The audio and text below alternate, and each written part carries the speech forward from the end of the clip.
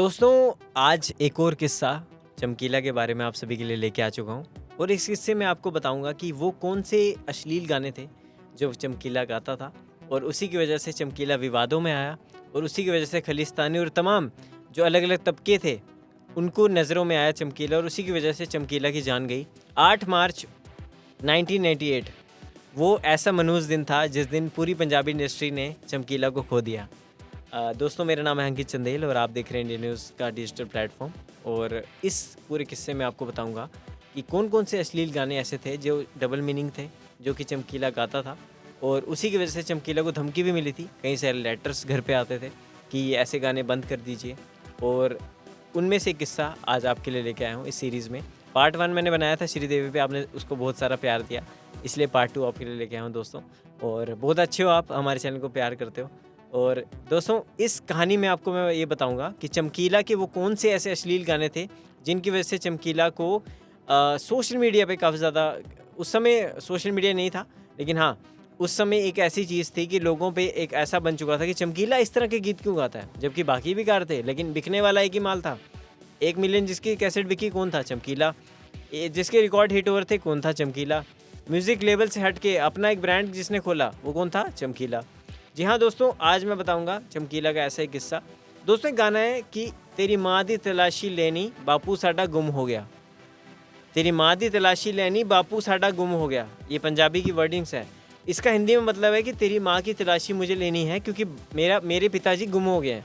तो माँ दी तलाशी आपकी क्यों लेनी है फिर जब हमारे पिताजी गुम हो गए? हालांकि और भी बहुत सारे गाने हैं लेकिन अब मैं एक बड़े प्लेटफॉर्म पे हूँ, ऐसे मैं उसको ट्रांसलेट नहीं कर सकता क्योंकि वो एक नाम लेने लायक गाने नहीं है। लेकिन हाँ, इस तरह के गाने वो चमकीला गाते थे, लेकिन चमकीला अपने लिए गाने नहीं गाते थे, चमकीला लोगों के लिए गाने गाते थे और लोगों को ये गाने पसंद थे। और साथ ही साथ आपको ये बता दो, चमकीला ने बीच में ये गाने 1980s के बीच में ही गाना छोड़ भी दिए थे। उन्होंने जो हमारे गुरु गोविंद सिंह थे, वो जो हमारे जितने भी 10 गुरु हमारे जितने भी, उनके बारे में वो गाना गाते थे, पंजाब के बारे में गाना गाते थे, भगत सिंह के बारे में गाने गाते थे। लेकिन बीच में ऐसा हुआ कि लोगों ने दोबारा से डिमांड की चलते शो के बीच में कि हमें वही गाने सुनने हैं, कान कर गल सुन मखना, इस तरह के गाने। और जो पुराने उनके गाने थे कि सालिदा गुलाम, इस तरह के गाने जो थे उनको सुनने थे। अब बात ही हुई कि चमकीला ने कहा कि जब ऑडियंस सुनना चाह रही है तो देखो, आर्टिस्ट जो होता है वो ऑडियंस का गुलाम होता है। तो चमकीला ने कहा कि ऑडियंस अगर इस तरह के गाने सुनने चाहती है तो मैं भी इस तरह के गाने गाऊंगा। और ऑडियंस जो देखो, जनता जनार्दन है, इलेक्शन कौन जिताती है? जनता। आपको सरकार से अवकार कौन बनाती है? जनता। आपको अर्श से फर्श तक कौन पहुँचाती है? जनता। तो हर चीज़ में जनता जनार्दन है जी। तो इसलिए चमकीला ने बोला कि जो जनता का फैसला वही हमारा फैसला है। चमकीला ने 1 दशक तक वैसे गाने नहीं गाए गंदे अश्लील, लेकिन उसके बाद दोबारा गाने गा दिए।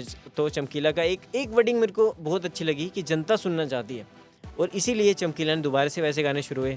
लेकिन एक तबके को ये चीज़ अच्छी नहीं लगी और उसी तबके ने चमकीला के खिलाफ साजिश करना शुरू कर दी कि इसको आखिर रास्ते से कैसे हटाया जाए। कुछ लोग कहते हैं कि खालिस्तानी उसके खिलाफ थे, कुछ लोगों ने कहा कि जो छोटी जाति के लोग हैं वो उसके खिलाफ थे क्योंकि उसने अपनी से ज़्यादा बड़ी जाति में शादी कर ली थी।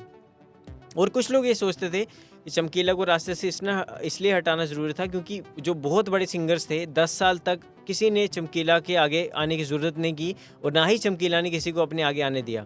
क्योंकि 1980s में चमकीला का दौर ऐसे था, क्योंकि आज की डेट में बोलते हैं ना कि किसी का 1 मिलियन गाना चले गया तो वो सुपरस्टार हो गया। चमकीला का उस टाइम 1 मिलियन कैसेट बिकी थी दोस्तों। 1 मिलियन आज तक वर्ल्ड में रिकॉर्ड है, आज तक किसी का भी शो बुक नहीं हुआ। और उस टाइम साल का 365 दिन होते थे, वो चमकीला का जो अखाड़ा था वो 366 डेज़ लगता था। तो मतलब एक बहुत बड़ी बात है। और इसी बीच आपको बता दूं कि इस तरह के गाने बेशक वो गाते थे लेकिन पब्लिक डिमांड पे, ये एक बड़ा इशू है।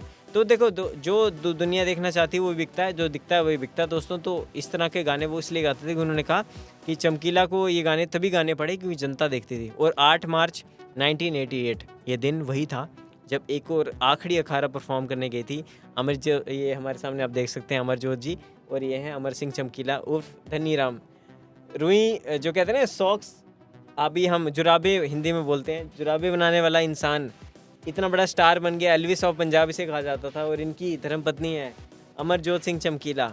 तो इन दोनों की जोड़ी होती थी, हर एक अखाड़े पर परफॉर्म करते थे। इनकी गर्भवती थी पत्नी जो थी इनकी, उसी समय इनको गोली मार दी गई और वो भी माथे पे बिल्कुल यहाँ डॉट।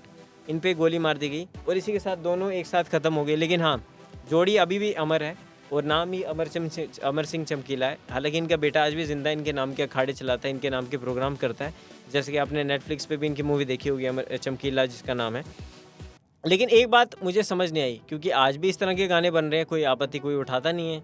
लेकिन हाँ, किरदार चेंज होते हैं, जनरेशन चेंज होती हैं, नाम चेंज होते हैं, लेकिन हाँ, ऑडियंस वही रहती है, सुनने वाले वही रहते हैं। और एक और बात मैं लास्ट में दोस्तों ये कहना चाहूँगा कि जैसे भी अमर सिंह चमकीला थे, लोगों के लिए गाते थे, और लास्ट में क्या हुआ, उन्होंने ये भी कहा कि जो मुझसे जलते थे, जो मुझे ना चाहने वाले थे, वो मेरे से ये चीज़ें करवाते थे। लेकिन हाँ, आज 36 साल हो गए चमकीला की डेथ को, आज भी वो केस पेंडिंग है, आज भी उस केस पे कोई पर्दा नहीं किया गया और फाइल अभी भी बंद है। किसी को नहीं पता कि चमकीला को किसने मारा, इस कहानी अभी भी चल रही है।